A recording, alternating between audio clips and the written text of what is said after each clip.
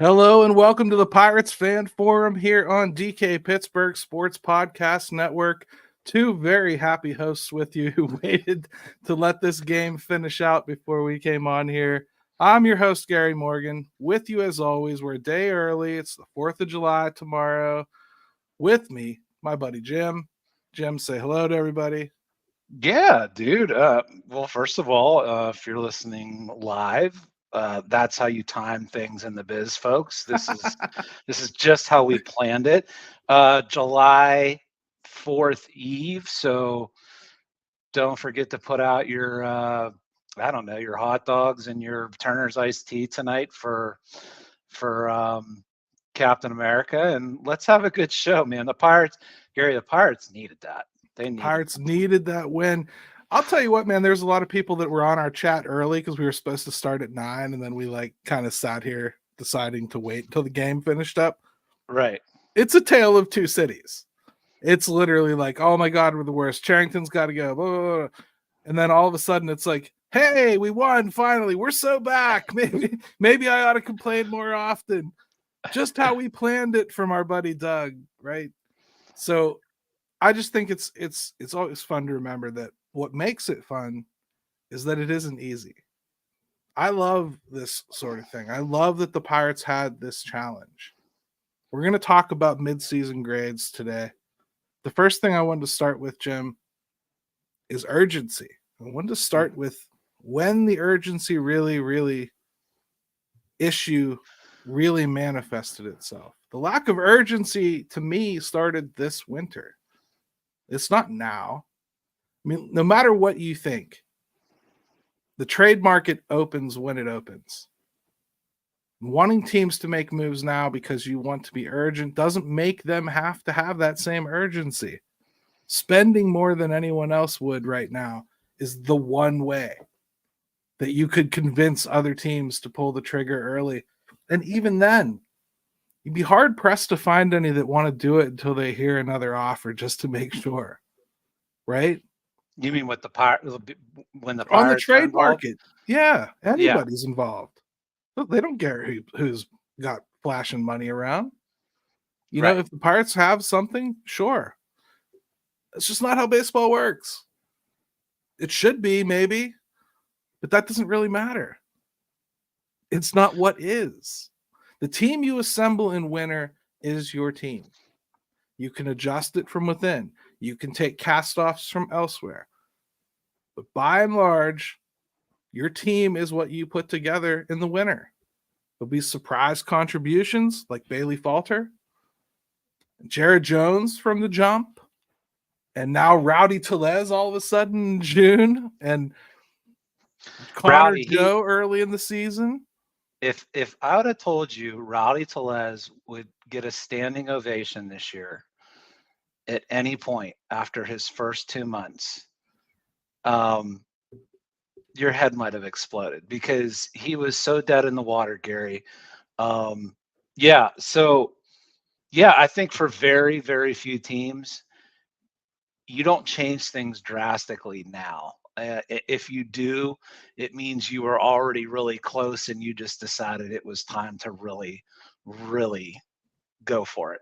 Other than that, you're kind of stuck with where you're at. Can they make improvements? Sure. Should they? To an extent, yeah. I think you need to look and turn over every stone. But I don't know that there's no miracles laying around at this point of the year, is there? I don't think so.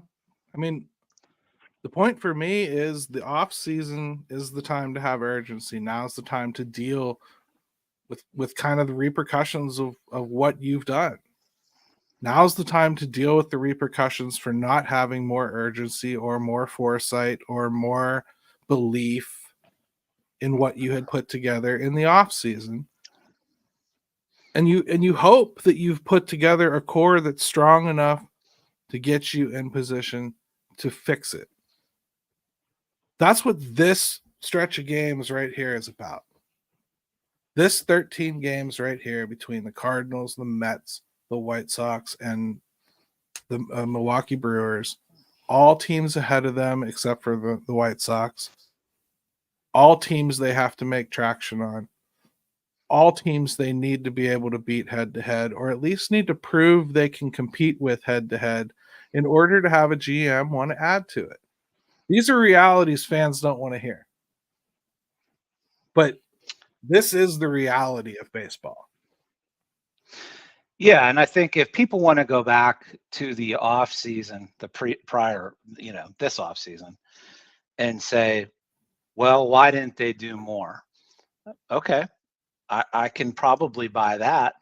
I think this is going to be the off season where you're really going to say, like, okay, you kind of know where your deficiencies are. You're going to get a little bit more serious about addressing, because I firmly believe, Gary, they just weren't entirely sure what they had going this year. I guess to a degree, let's talk about what we excuse and what we don't excuse, okay? Because I think, like, to a degree, the fact is it's a bet. It's a bet every year. You're making a bet that what you've put together can do X, Y, and Z. And you know there's going to be injuries, and you know there's going to be some that don't perform well, and there's some that perform better than you thought, and odd contributions from people are going to crop up. How could they have planned for Joey Bart? They didn't have him. You know what I mean? So sure, things happen as you go. Let's talk about what actually would have been one of those things. Like, we felt they were underprepared, for instance, with the rotation. This will be our first grade. All right. We talked about before the season, we felt like they were short. We were really worried about relying on Marco Gonzalez to stay healthy.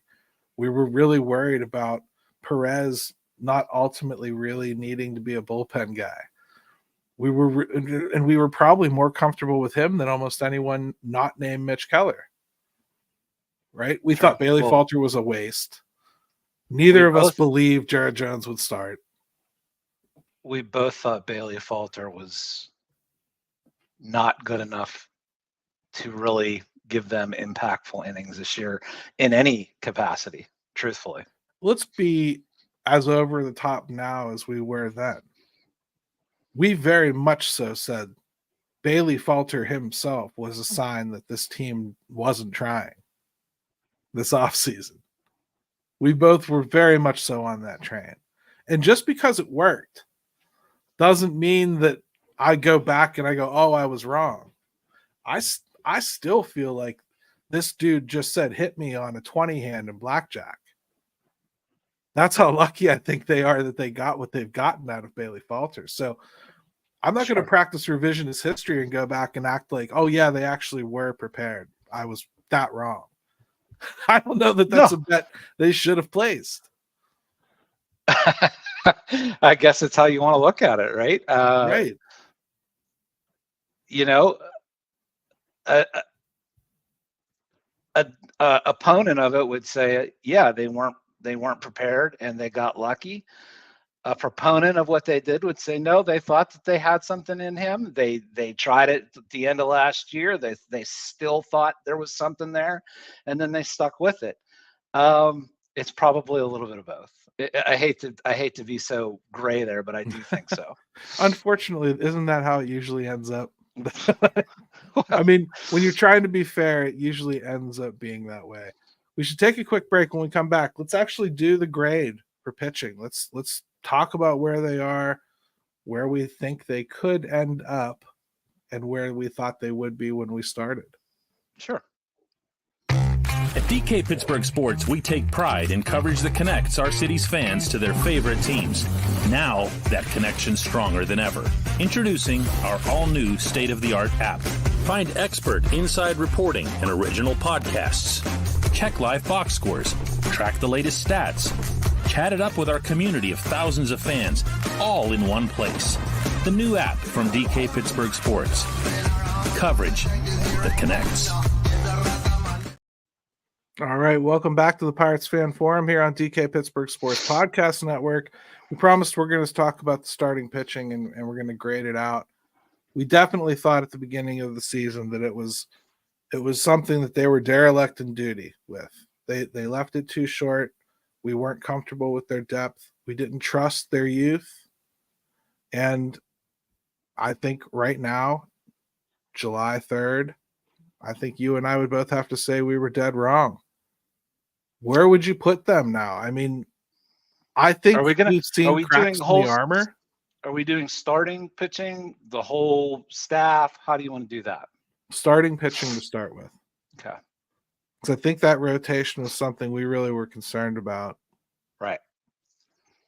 I feel like we went through a little valley where I was still really concerned about it just a couple weeks ago. You know, I haven't liked going through this process where it didn't feel like they had a fifth starter. It felt too razor's edge to me. And their next best bet that was healthy was Braxton Ashcraft for a while there, which great option to try. But he was it.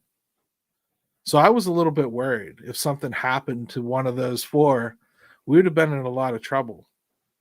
And dangerously critically low there for a minute. Now we're getting to the point where we could start experiencing a little bit of an overflow. You got Martin Perez healthy. Priester's just about to be healthy. Gonzalez is getting ready to come back. Ortiz has shown Luis Ortiz has looked more than capable. So now you're kind of building out a much deeper starting rotation than I thought they had the capability of putting together this year without going outside at the deadline. I'd have to say, as far as expectations go, from where I was to where I am now, that's about as close to a 180 as you could possibly get. Well, if I had it at an F, I have it at an A now. I mean, it's the shock of the season for me. And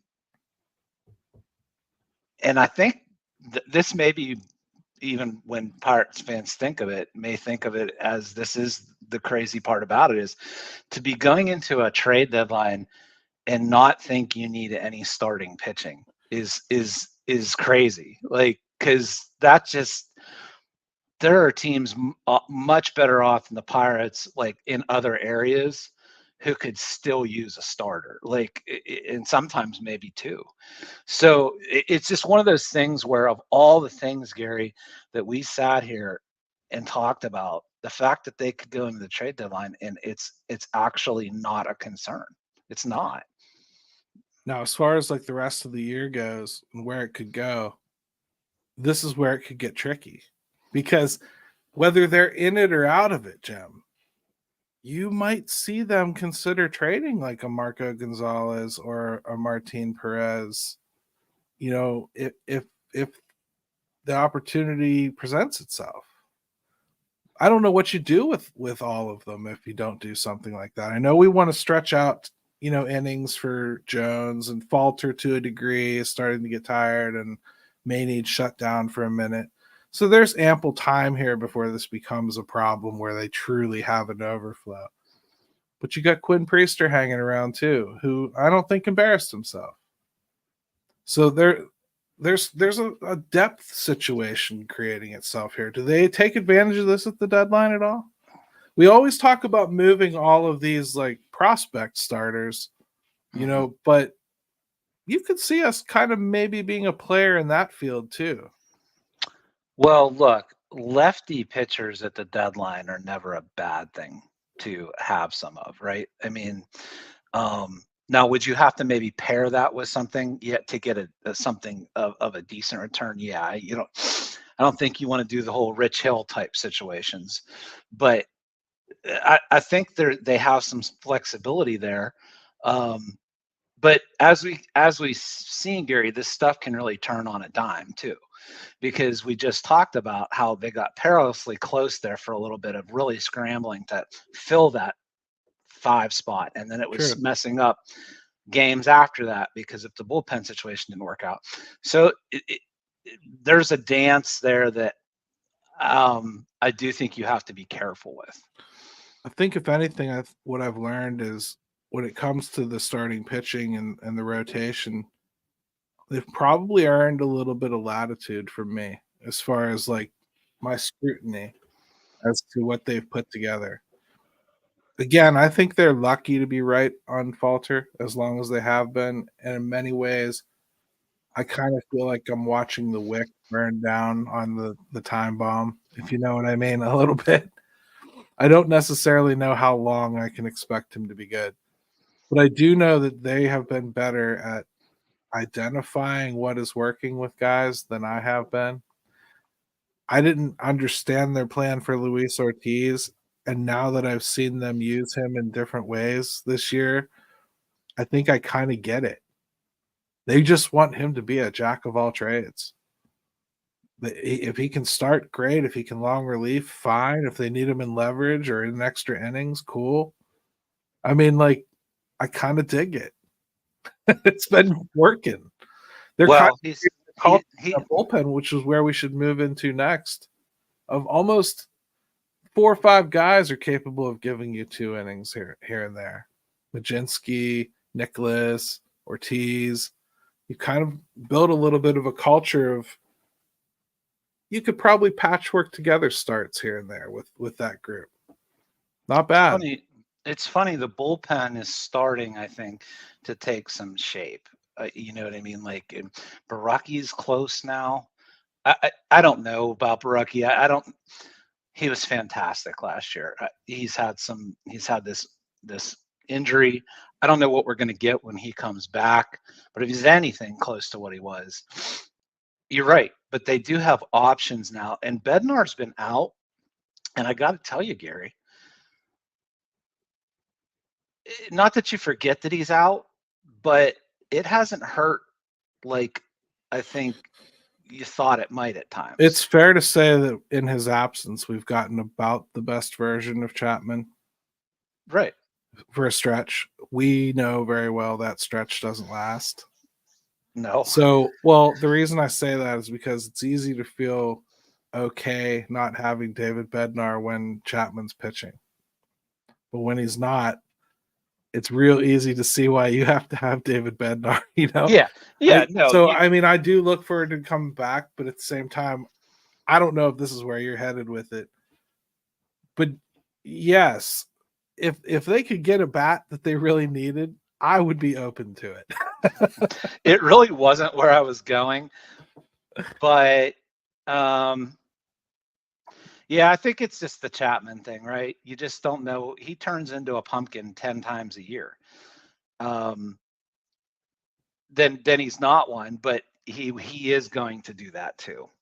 So that probably nixes that. But overall, the bullpen thought it would be a strength. I think they had some poor performances to start the year. Then they got injured. Then things didn't seem to. It's taken a long time for things to kind of gel. But I think they're actually closer now than they've been all year. Yeah, and the funny thing is now that we're here, and yeah, granted we don't have Bednar, though it looks like he's getting close. He was just throwing the other day, so. Yeah, he said he felt really good. Yeah. So you get Bednar back, presume he's healthy and pitching right. I think the formation of what we thought was going to be strong is finally all there and performing. And then you couple that with that starting pitching that they've gotten, and it really looks like it's in good shape. The pitching has definitely come along. The development of the pitching has started to work. I mean, really up and down the system, the pitching is really coming along. And they seem to have a good plan that doesn't look like it's producing pitchers that are all doing the same things. So to me, that means a lot. They have some guys that are doing things with finesse. They have some guys that are doing things with power. They're not trying to make them all do the same thing. That's exactly what we wanted, right? So no complaints whatsoever about the pitching at all. I'm super happy. Joseph's right. Getting Majinski back on track and how he was looking last year is huge. He's looking more like himself. Right. So really, really, really, really good. Now, the offense. I think I at least felt like they had potential to hit better than they did last year. It hasn't happened. A lot of that was based on Henry Davis doing something. I didn't think he could possibly be as bad as he's been. I thought he'd struggle this year, but I thought he'd contribute. Rowdy Tellez had that deep, dark beginning of the season. Absolutely nothing happened. Brian Reynolds went pretty dark. Andrew McCutcheon's had a lot of dark periods. Brian Hayes has been almost non-existent against right-handed pitching all season long. So the hitting is underwhelmed, man. Yeah. I like some of the components of it, but every time you look at the lineup, there seems to be 2-3 holes there. You know, they don't have enough. They don't have what we thought. I believe we both felt they were stronger coming out of spring than we do now, right? Yeah, and I think, Gary, when you say most lineups have holes, you just don't want black holes, right? Like you can't have 2, 3, or 4 of those going on at the same time. It's why they can't string together big games. It's why they can't string together big innings. It's because there's those holes we're speaking of have been so beyond what you would consider to be acceptable major league. You know what I mean? Like even if you're struggling, there's something going on. We've had numerous spots of those often in the same lineup, and it kills things. It just kills things. Right. And like, I think we often watch Derek Shelton get blamed for those things. I have a hard time blaming the guy that his choice tonight was to pinch hit Michael A. Taylor or Jared Triolo. And it worked out. They won. So great. His move didn't work. They somehow won despite that. But I don't know, man. Like the offense has been bad now. And under this exact coaching setup for the third straight year.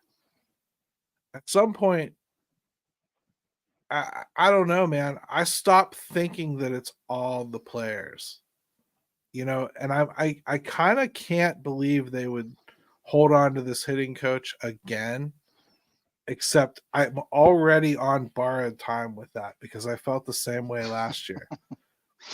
I don't know what to say. Let's say like they have a great season in 2027 offensively after keeping this hitting coach all that time, and it finally breaks through in 2027 and they hit, and they're the lumber company all of a sudden. The same setup, the same group of guys, the same hitting coach. Will I say, you guys were right, 1 year out of 5, hell yeah? Or will I be pissed that it took you that long? Is that a system that you should openly want that takes that long to produce a competent offense? Well, being that we have some pitching right now, I would say that if it's in 2027, that's a problem. You know what I mean? Like you've got to be able to, Gary, the same thing we just said about the pitching and how you have to start giving them some credit on that side organizationally because of them, you know, drafting, there's development, there's guys exceeding expectations even maybe, to the other flip side of it, whereas offensively, it's the exact opposite, right? Exactly. I mean, to the point where they're now mirror images of on the opposite sides of the room. So I think if you're going to say like they can't be 3 years down the road and still hoping that something happens. They you can't do that, especially with the pitching where it is. All I'm saying is like this is the third year now of having historically terrible offenses. I mean, even right now, they're a scrappy team with really, really good pitching. They've got a few guys who can hit. They're spread out throughout a lineup. They struggle with splits, so they don't quite fit together well. You know what I mean? Mm-hmm. They're ill-fitting blocks, I would say, right now. They have some really nice pieces that don't fit together. It's like they're missing the connective tissue. You know what I mean? Sure. So I like a lot of it. The philosophy crap has been overblown and everything. But the point is, there's nobody that's making these guys better at the major league level. I can't possibly begin to evaluate the drafting and development of hitting because they don't draft them. They've barely drafted any of them. And their biggest shining examples are Nick Gonzalez, who is now in the majors hitting in his first year, really. I'm not going to give them a win or a loss there yet. I'm going to give them like a high five, hell yeah, your number one got to the league and is doing something. It's more of a thank God. Sure. But then, Henry Davis, he's struggling. I'm not ready to throw in the towel on him or judge him yet either. I think there's still a bat in there. I think he just needs it brought out. I question whether they can. I'll be blunt with you. I question whether they can. I question whether they could get through to Nick Gonzalez too. So again, I'm not ready to make that decision. The other side of that story, they're just not drafting anybody. They're not drafting hitters. Where are the hitters going to come from? It has to be trades, right? I'm looking at the market right now. If I took like the top 3 hitters out there, I don't think I have a World Series team. I don't. If you gave me Vladdy, Robert, and Jazz Chisholm, I don't think I have a World Series team. I don't think that those hitters work well enough with what's here to make it work. I just don't. No, but I'd love the opportunity to be able to prove that right or wrong, I guess. See, and I wouldn't, because to me, Jazz is poison. I don't want him. I really don't. I do not want. No, I agree with you on him. I don't. I think Jazz Chisholm is one of those guys who everyone said was going to be a superstar. You know what Jazz Chisholm is to the other markets? Probably. Who is he, Gary? He's O'Neal Cruz. Everybody and their mother said he was a superstar from the time he came up. And here we are 3-4 years later, still waiting on superstar to break out. Sure shows some cool skills. Sure can do some great things. Sure has this flash. Sure does that thing flashy. Sure looks the part. Where's that superstar number? Where are those numbers at? That's the thing I don't see from him. And I don't want to pay superstar prospect load for somebody that's not going to be a superstar. Gary, you want steak. You don't want sizzle. You want some steak. That's true. It's true. I'll take some blue-collar connective tissue in this team. That's what I want. Somebody to connect people. And just to clarify, before Gary gets accused of being something he's not accusing O'Neal Cruz of being the idiot that Jazz Chisholm is, because Bridge to Bucktober Josh is walking on the Riverwalk, tuning in right now. There you go, man. Oh man, he was in there watching. I'm jealous. Let's see. Josh, your guy Mike Taylor made me almost turn the TV off in the 10th. Rob is describing what happened in the 10th. They pinch hit with Michael A. Taylor. They had him do a fake bunt to start the 10th with Manfred runner at second. Fake bunt into a swing, which was, of course, swing and miss because it was Michael A. Taylor. Then he took a strike, and then he bunted with 2 strikes, foul for the 3rd strike. That's when our chat started going crazy before we even went live. And then after that, the hitters actually took over and they made it. So you know what, Gary? I would love to see. I wonder if this is out there where like teams in extra innings, if you fail to get that runner over to 3rd in that first at bat, I wonder what your percentages are of winning, how much they go down if you don't get that runner over, because I gotta imagine it's a huge discrepancy. Yeah, it can't be good, man. It just wasn't. It wasn't. Michael sending Michael A. Taylor to the plate, who has the on base percentage of a corpse. That is as ballsy as it gets. I can't believe they did that and then won on top of it. But hey, listen, Every once in a while, Shelton outsmarts himself so much that the whole universe just flips upside down, and he creates like this wormhole of baseball, and everything works. Karma got confused there and was like, all right, whatever it is you're doing, just do it. It's fine. Right. And the other thing I'm starting to notice as I watch the Pirates, how come everybody we play has an outstanding center fielder that catches everything for like everything from right center to left center? I mean, everyone. Yeah. Stiani was crazy tonight in center field for the Cardinals. Yeah, I heard he made who did he made a real nice, was it Cruz or no? I wasn't able to see the beginning of the game, so I didn't see who he made a good play against.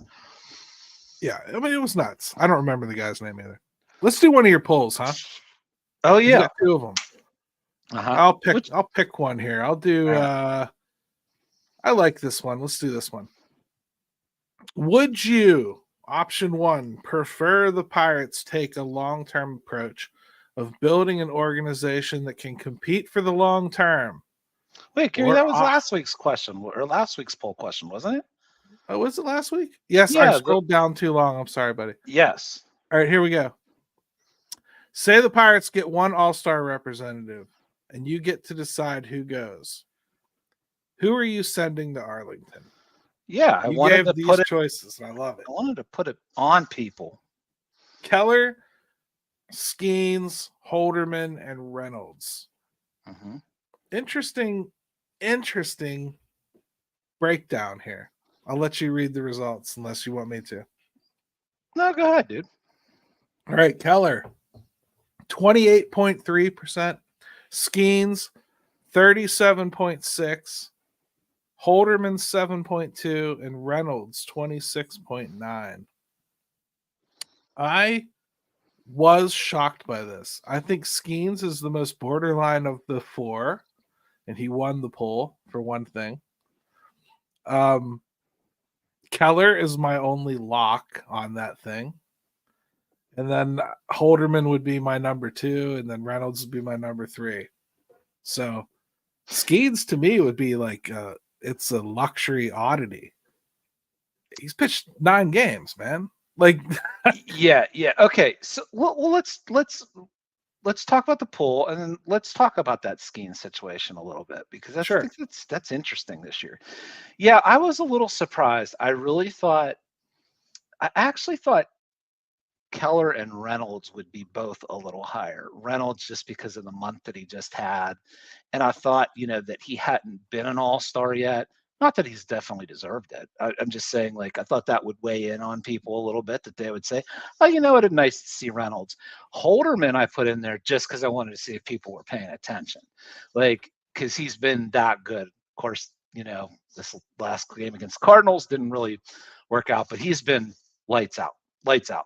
Yeah. But, yeah, Skeens, man, Gary, almost 40%. I mean, I have news for people. Out of everybody on that list, mm-hmm. Holderman is the most likely to get selected by coaching staffs. So, I mean, well, that's why I always keep mentioning him, because I think he is that perfect fill-in guy, right? Yeah, I think he and Keller are locks, virtual locks. I mean, Keller has 9 wins and an ERA of like a little over 3, like right before the All-Star break. He will be in this game. And there's just very little doubt to me that he will be in this game. And Holderman, I think, will be selected by the coaching staff because his numbers are insane. Reynolds will probably get voted in. It'll be really interesting. Here's the big thing I do think that could work against some of those 3 that you're talking about. I do think they're going to put Skeens on the roster. I do. I think you're totally right. But I'm just saying, like, if as a fan, and that might work against the other 3. I don't want to give any of his bullets to the All-Star game either. Sorry, I don't. I get that, but I will say, like, the spectacle of it, and seeing maybe him going against the Aaron Judges of the world. He's such a He's phenom. charismatic. They could have Libby there. Yeah. Yes, I totally see it happening. Okay. And it's basically an exhibition game. Here's my problem with it, though. Jared Jones arguably did better for longer this season. And he don't even get mentioned here. Well, it's funny because Jones did it so well so early, and then there was no possible way he was going to keep up that kind of pace, right? So, like, I think you had like 5 or 6 starts from Jones that were just otherworldly. And then, the rest of them have been, for the most part, very solid. Whereas Skeens is just he's just this locomotive, man.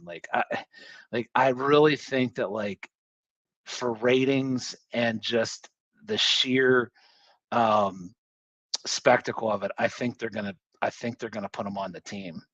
So like Doug says, as a fan, he just wants to get some respect for the league. I can see that with Skeens.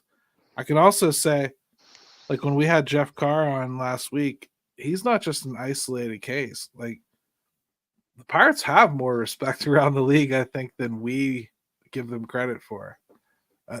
People outside of this market think a lot more of what's going on here than we do. We're just tired of waiting. I think other people can see it taking shape a little bit.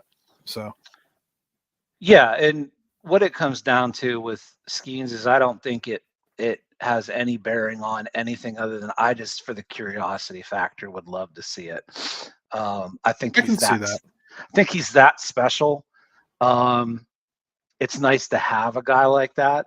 It'd be nice to show him off a little bit too. So, but if the All-Star game meant any more than it did, like it doesn't mean much anymore. So anybody that gets upset about, well, he hasn't played the whole first half of the season, he's only pitched partially, I don't think that's a big deal. He's one of the best 5 pitchers in baseball right now. So why wouldn't he? Why you don't want to put a superstar? You don't want to put one of the game's biggest stars in the game? I don't have an issue with it at all. And clearly, Pirate fans don't either. By the way the poll went. I mean, issue is a strong word. I don't know that I have an issue with it. I can see why it would happen and everything. I just don't think he's been up long enough for me to think that an all-star bid is warranted at this point. There's always been a little bit of a rookie toll that has to be paid first. You have to contribute for a decent amount before you get that kind of nod that early. That's true. That's all I'm saying. I don't know that everything applies to Paul Skeens. They might do it. He's different. You're right. It's just like Sid the Kid. Maybe if he only had 10 goals, he's still Sid the Kid. I get it. McDavid, even if he had a broken ankle all year, still goes if he's healthy a week before the All-Star game, right? Mm-hmm. I totally get it. Transcendent. To me, let him get to transcendent first. 9 games is not transcendent. 9 games is nobody's seen you. You throw really fast. This pitch is cool. I'd like to see a little bit more first, personally. But right. The All-Star game is when it is, and marketing is my first job and love. So I understand entirely why it's going to happen. That's the irony of it is, too, like, we like to hammer baseball for not being smart about marketing and how they do things. Like, this would seem to be the one where they were like, it might be a no-brainer for them. We'll see how it works out. I think he's going to be on the team. True. And then, yes, and Joseph Greenland. You're right, he did, Joseph, but he started from the beginning of the season. And Fernando, he's talking about, for those of you who aren't old, you won't know who that is, and I won't be able to explain it to you. I'm going to pretend I don't know who he's talking about, so I don't feel as old as that topic is. All right, so you did another poll that I really like too. I want to get to. Yeah, it's let's keep it simple. Henry Davis, where are Yins at? Mm-hmm. He'll be fine. Mildly concerned, getting pretty worried, or total panic mode. All right.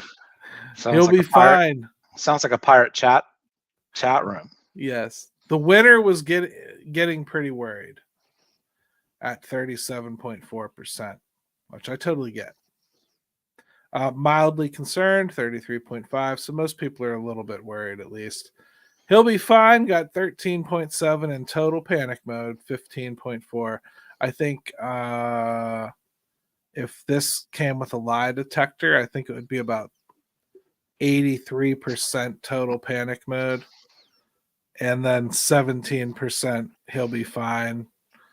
If you really want the truth, I think most reasonable people understand that 300 some at bats in the majors is not a season or not a career defining moment. So I think most people can understand that there's some work to do here before we start totally deciding. But it's definitely worth being mildly concerned. I know I am. If anything, though, I'm more concerned about the way that they've handled him. I mean, I think they've jerked him around and done some strange things with him. I haven't understood much of anything they've done with him. I haven't understood when they brought him up. It shocked me how early they did it. It shocked me how quickly they brought him back this year after he was sent down. It shocked me that they didn't use him to catch last year at all. I haven't understood a damn thing they've done with him. Well, and then on top of it, you throw in some hand injuries, and then the concussion thing came up, and then he had the recurrence of some symptoms, which interestingly enough, this poll ran right before that news broke. So I wonder if that would have affected it at all. It sounds like at first when that news came out, I'm like, oh boy, like concussions, catcher, recurring symptoms. I'm still worried about that, but I wonder if it would have even affected the results even more. But he just hasn't had. If there's been luck, Gary, for Henry Davis, none of it's been good since he's been in the majors. That's the unfortunate part about it. If you want to talk about luck is that he still plays a position that absolutely nobody has done anything at all this entire year.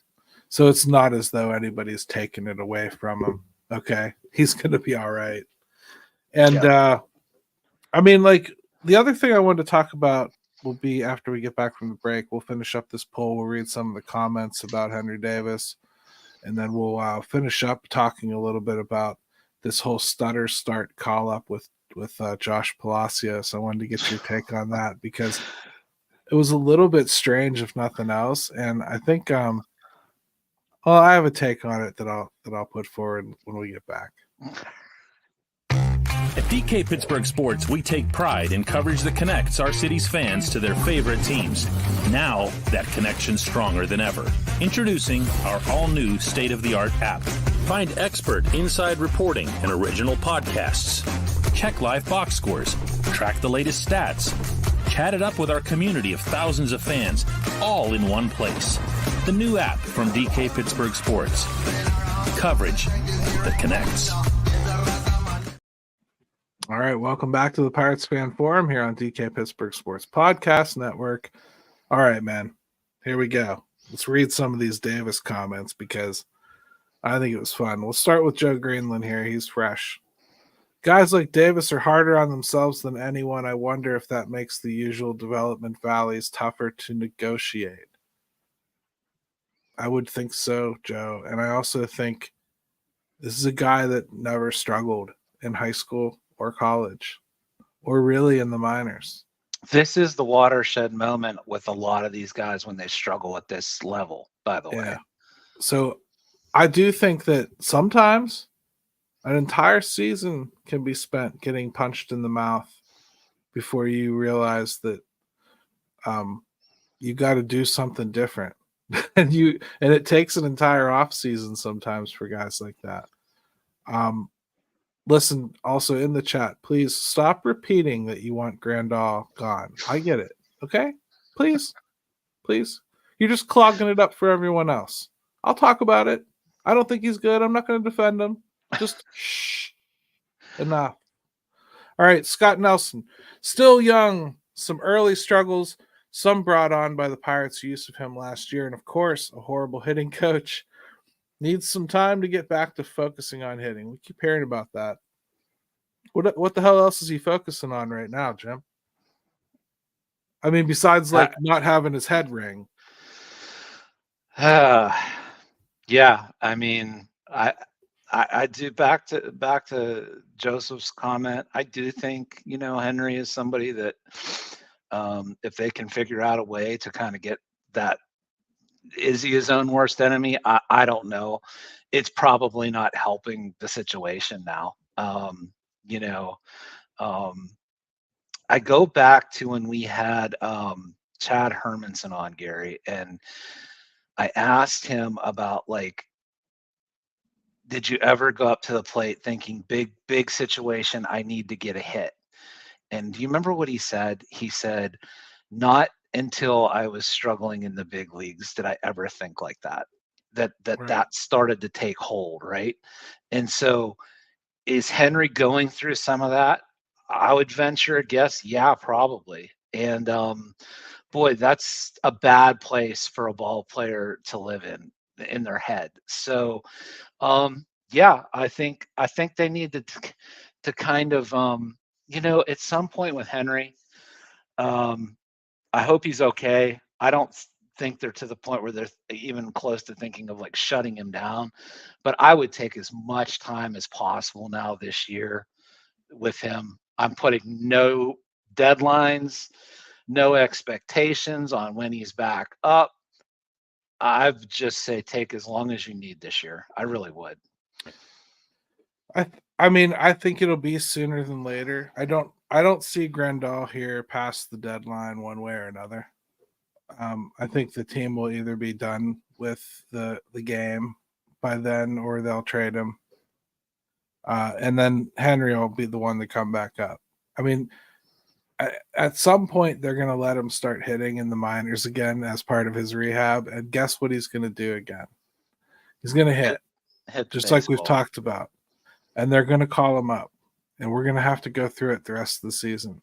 I don't know if I expect him to hit this year, but I do expect a solid baseball players in there. I do expect a kid to learn some lessons here, and I think that's what we're going to have to watch, and it's going to suck to watch. But I think I already told my cautionary tale about not doing that and then heading into next year just hoping Endy is God. Because it's not ideal, obviously. No, so get Davis back on the field. I think that's what they're going to have to do as soon as he's healthy. And Grandal cannot stand. I mean, I don't care if they're in it or out of it. I don't want Grandal as part of it.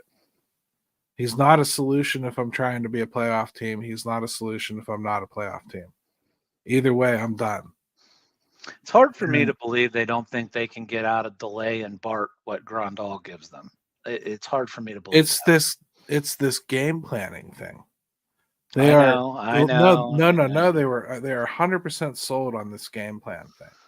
They think that he's so freaking good at it. And the truth is, the pitchers do too. Paul Skeens has said it. Jared Jones has said it. Keller has said it. Bailey Falter has said it. They have not said those things about Delay or Bart or Henry or anybody else. They've all said it about Grandal. And you know that I don't believe in it. And you know that I don't see it. My point is, if that is what you can do really well, if that's your talent, buddy, your body quit on you. Be a coach. Just get on the bench and be a coach. Do that. Set that up for teams. That's what I think they should do. But I think they have to move on from him as a rostered player. It's just not working out. His numbers are worse than Hedges last year. Unbelievably so, but very true. I mean, it stinks to say, because like I can find the value in a veteran. I can, but they have a couple here that they didn't work. I was a big fan of signing Michael Taylor. It didn't work. He's not good. He is not going to hit. And I never thought he was going to hit 21 home runs. I think I made a big scene about that. I never thought that was going to happen. But I thought, He'd hit a few. I thought he'd hit 5, 6, 10, by a full season. I thought he'd play really, really good lockdown defense. I haven't seen that either. Well, that's the thing about these guys we're talking about, the Grandals of the world, the Taylors of the world.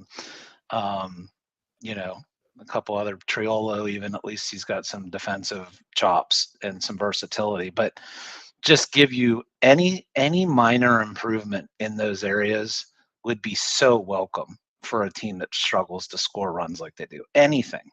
Right. Nick Camuso says mildly concerned, mostly because of his approach and how he swings through so many hittable pitches. Can't panic with so little time in AAA and the bigs. He's right. Eric Zeman says he needs more AAA at bats. He's only had 100 and some. Gonzalez had 500, Kutch 700. There's some merit to that too. And I think, Jim, maybe it's as simple as we need to not only see him hit, but we need to see him fail down there and come back from it.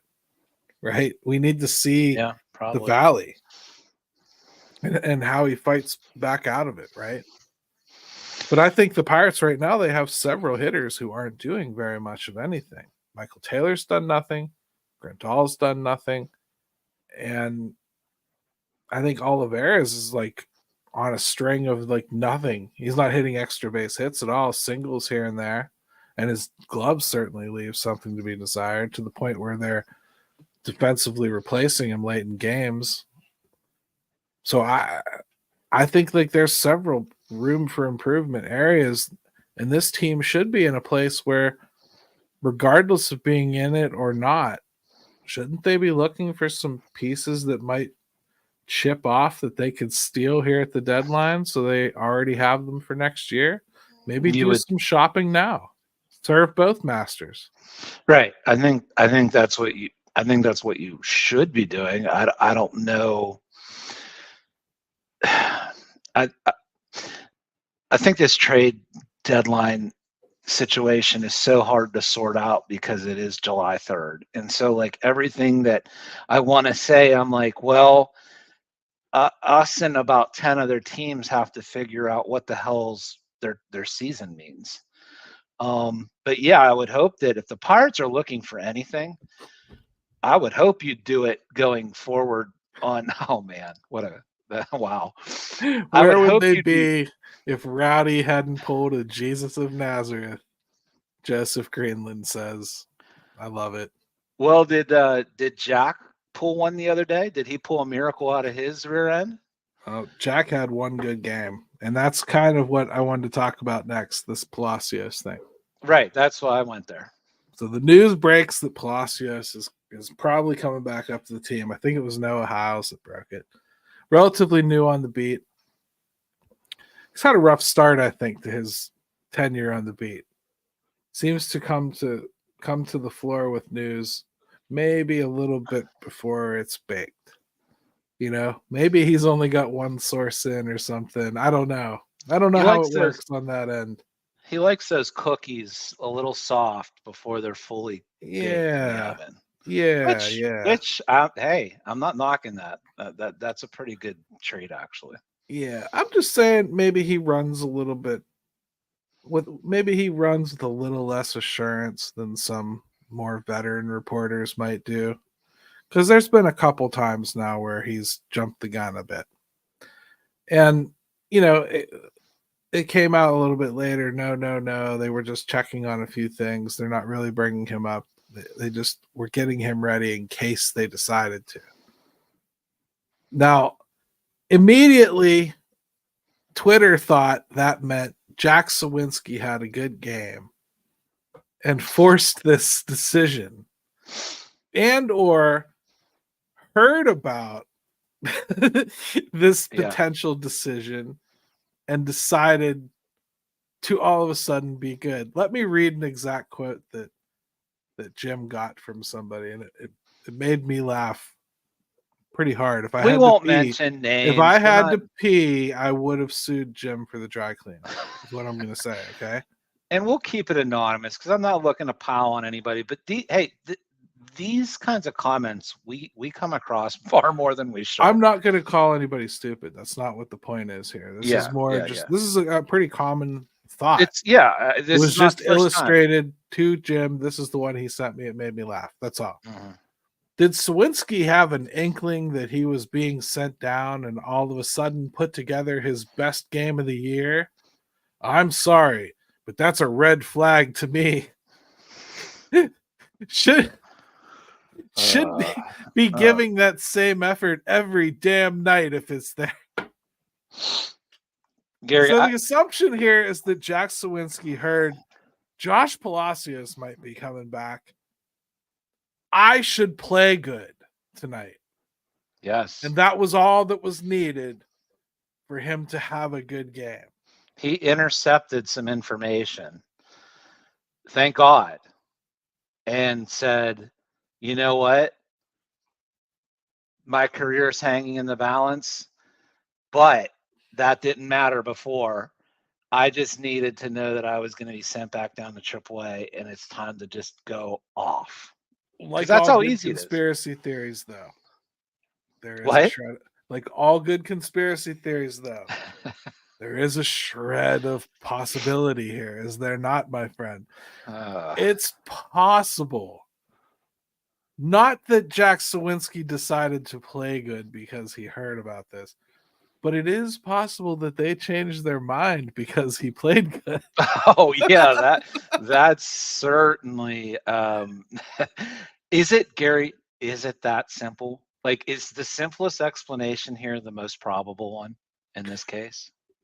Can you think of anything that makes more sense than Jack Sawinski went out and actually did some really good things with the bat in that game, and things that they were talking about during the broadcast as things he had been working on and reasons why they were going to give him another stretch of playing time. They literally had said they were going to do it during the game. So the Palacios news came out after the game, and people assumed that the reason that they changed their mind was because Jack had done well. Well, that news didn't even come out till that game had already been played.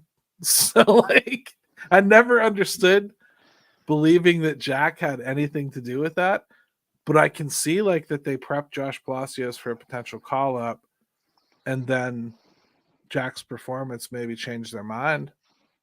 That's on the table for me as possible. I mean, well, because if you look around at what else they were planning on doing if it wasn't Jack, then, were we dealing with a phantom IL stint of somebody else? Were they going to DFA somebody? Ooh, Josh. I wonder if it was a possible trade and a roster spot would be available. Ooh. Josh is. He ain't just walking around that river. He's down there thinking. He's skinny dipping in it right now is what he's doing. He's down there thinking. Hey, while you're at it, wander on over to across the Clementi Bridge and solve homelessness real quick there, Josh, while you're at it. Because I didn't even think about that for real. Like that's actually a really, really spot on point. Maybe they did. If this were a little closer to the trade deadline, I might buy that. But it's not. It's yeah. I like that idea. I really do, though, for real. So, I mean, like, hey, that's something that I think was weird. I didn't know what they were going to do with Palacios, though, when I first heard the news from Noah Hiles. I started thinking about what could they do. I thought, could it be Jack Sawinski? I think I literally wrote in my group chat with Steel City Pirates, I think I literally wrote, boy, it'd be a really weird time to decide to send Sawinski down now. Yeah. And then, the reversal came out like overnight. And like, so I guess, did I accidentally kind of agree? Because I said, like, maybe would it be Taylor? Would it be an injury to Taylor? Right. That's what I was thinking is were they going to do some maneuvering with somebody on the IL, and then whether it was legitimate or not to buy some time. Yeah. But I mean, your obvious candidates were Taylor, Jack, Olivares, who hasn't had an extra base hit since the Obama administration, right? And I mean, I would think it would be an outfielder for an outfielder situation. Maybe not. Hell, I don't know. Interesting times we live in, my friend. I mean, the baseball team has done some good things. I think my final All-Star game picks. Let's do the final All-Star game picks. We had the poll. I think we talked about who we thought would go. Do you think anybody's got a chance to get voted in by the fans? If anybody does, to me, it's Reynolds, and that's it. Yeah, I don't think they're going to get anybody in that way. If I had to, I think they'll get 2 in. I think you're going to see Skeens. I think you'll see Keller. I think we're going to see Keller, Holderman, and Skeens. And I think Reynolds should get in, and if he does, I think it'll be an injury replacement. Well, yeah, because there are some things going on right now with some guys that are banged up too. So around the NL, that is. Yeah, but interesting times. We're 1-1 with the Cardinals. Let's wrap up this series strong tomorrow. Hopefully, take it. Happy 4th of July, everybody. Seriously, celebrate safe. Have fun with your families. Have fun with, if you don't have families, make up a family. Just, like, look back to COVID. Just draw some people, put them like on your hillside, have a couple hot dogs. Crash a neighbor's party drunkenly. They won't remember. You won't remember it anyway. So they won't care. They already hate you anyway. What do you got to lose? Right. But yeah, have a good 4th of July. If you were smart, you took Friday off too. But let that go into the weekend. We all work hard, and let's hope the Pirates can parlay this win in the second game of the Cardinals series. Let's hope it turns into something, decent. So damn straight. And next week I'll be in California. We don't really know when we're going to do the show yet. We'll tell you. We're waiting on Master Ben's baseball schedule. We're like the Pirates. Schedule. We'll release that information as late as possible to keep everyone on the edge of their seats and confused. Yeah, it's totally TBD for right now. Totally. Yeah, we'll figure it out. Right. We might need a 6th starter. We'll see. But we'll figure it out, and we'll let you know as soon as we do. Thank you for joining us tonight. Really, really good turnout for a late night Bucking session here on the old Pirates Fan Forum. So thank you very much. We'll toss it off to our buddy Ben. Let's go, Bucks! Yeah, buddy. All right. See you, everybody.